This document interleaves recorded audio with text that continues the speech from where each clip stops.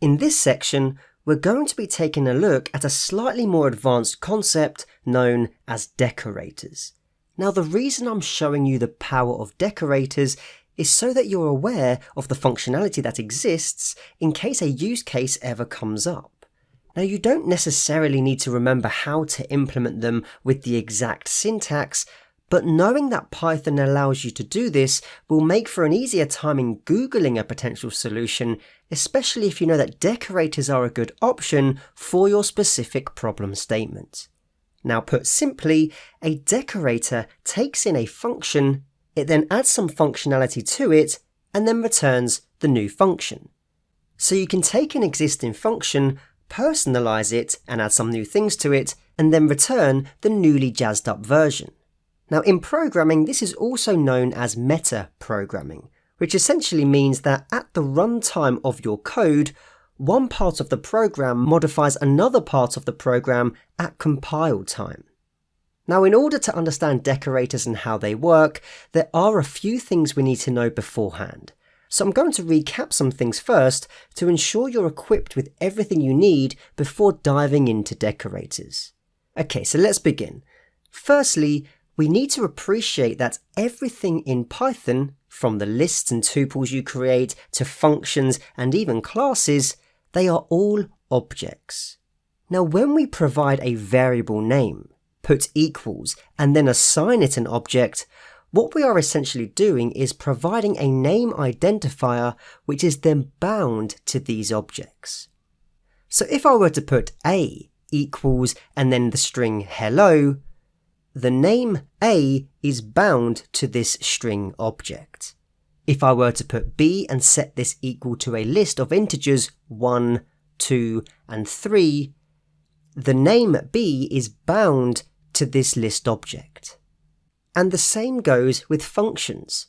So if I were to create a simple function where we put def greeting, and this function will have one parameter which we'll label as message, we can then put a colon and we'll simply print the message. Now here we've created a simple function object which we've named greeting.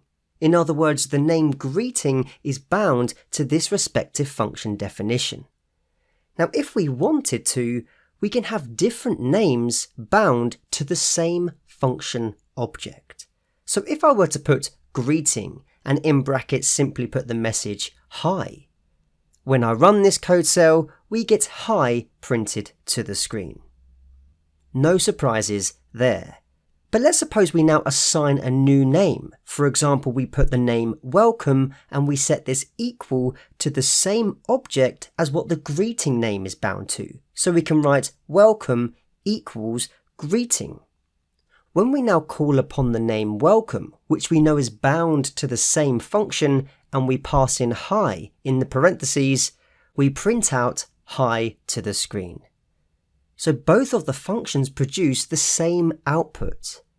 And the explanation is simple. The names greeting and welcome refer to the same function object. Okay, so now pay close attention here because we touched on this earlier in the course, but you may have forgotten. Now, did you know that functions can be passed as arguments to another function? Now, hopefully you're thinking, yes, they can, Dean, because we saw this when we covered functions like map and filter earlier in the course. But this was a long time ago, so some of you may have forgot. So let's see an example in action. Functions that take other functions as arguments are also called higher order functions. So if I were to create two functions, let's first of all create a function called increase, which has one parameter labeled x, and we will simply return x plus 1 for this function. We'll then define a function called decrease, which once again takes in a parameter labeled x, and we'll return x minus 1, so we'll simply decrease the input by 1. We can then create a function called the operation, and inside parentheses we'll pass in two parameters. The first parameter will be in reference to the function that we want passed in. Now this will be either the increase function or the decrease function that we've just defined above. Now the second parameter will be in reference to the variable x, which is also used in both of the functions above. We can then have it so that this function creates a variable called result, which is equal to the function that we pass in, i.e. func, and in brackets we then pass in x, which is also passed into the operation function. We will then return the result. So if I now call upon the operation and in brackets put increase as the first argument, comma 5 as the second argument, when we run this code cell, we get 6 returned, because we know that the increase function increases our input by 1. So it adds 1 onto the 5. If we put the operation and pass in decrease as the first function, and this time put in 85 as the second parameter, you can see that when I run this code cell, we get 84 returned, because we decrease our input by 1 based on the definition of the decrease function. So example aside, what we are doing here is passing a function into another function to perform some form of operation. In this case, it's increasing or decreasing the argument by 1. But let's now go one step further. A function can also return another function. So if I create a function called I'm_being_called, and then simply put parentheses and a colon, and then inside this function I create another function called I'm_being_returned with parentheses and a colon, I can have it so that this inner function simply prints the string hi, and then I can return the I'm_being_returned function within the I'm_being_called function. This may look slightly confusing, so let's just go through step by step. If I create a new variable called new_name, and then set this equal to I'm_being_called with a set of parentheses, what we are doing here is calling the I'm_being_called function, which we know returns the I'm_being_returned function. So what we are simply doing here is we're bounding the name new_name to the function that's being returned called I'm_being_returned, which is returned because we've called the I'm_being_called function.